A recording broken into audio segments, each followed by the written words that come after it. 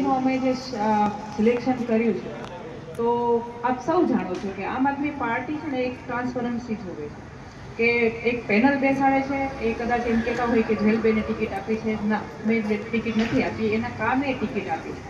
એટલે એને જે કામ કર્યા છે, અહીંયા નિકોલ માટે કામ કર્યા છે, જે કામ કર્યા છે એ કામ કરવાના હિસાબે એને ટિકિટ મળી છે. અને અમને એ પણ ખબર છે કે હાર્દિકભાઈ જીતશે એટલે જે એને કીધું છે એ કરશે. એટલે મને થોડું એવું લાગે છે કે જેને કીધું અહીંયા કાઠિયાવાડી લોકો બેઠા છે, તો હું કાઠિયાવાડી છું એટલે મને મજા આવશે વાત કરવામાં. કારણ કે હું આ બાજુ અમદાવાદમાં જાઉં છું ને, મારી લેંગ્વેજ હું જે બોલું છું ને, આપણે જે બોલીએ છીએ ને, આપણો ફ્લો છે ને એકદમ સીધો હોય. એટલે એ લોકો એમ કે બેન નિરાતે બોલો, નિરાતે. મેં કીધું અમારી ભાષા જ આવી છે, તમે કરે અમારી ભાષા જ આવી છે, કારણ કે આપણી ભાષા છે એ કડક છે, એટલે થોડા કડકમાં થોડા પેલાવીએ એટલે થોડા ના સમજે. એટલે આજે જે ભાઈને આપણે હાર્દિકભાઈને જે ટિકિટ આપી છે, એમની સાથે બીજા લોકોને પણ આપી છે, 3 જણાને બીજાને આપી છે. આપણે એમની પાસેથી એવી આશા કરીએ, ચારે પાસેથી, કે આપણે નિકોલને જોવે. કારણ કે આજે અમે નિકોલની જવાબદારીને આપી છે, તો એને જવાબદારી એકદમ નિભાવવી પડશે. અને બીજા નંબરમાં અરવિંદ કેજરીવાલ સાહેબનું એક સપનું છે કે મારે નાના છોકરાઓ એટલે યંગસ્ટરને ટિકિટ આપી છે, અને અમે એ યંગસ્ટરને આજે જે તમે નિકોલને જે ટિકિટ આપી છે, એમની અંદર 40 વર્ષથી નીચેના જ લોકો છે.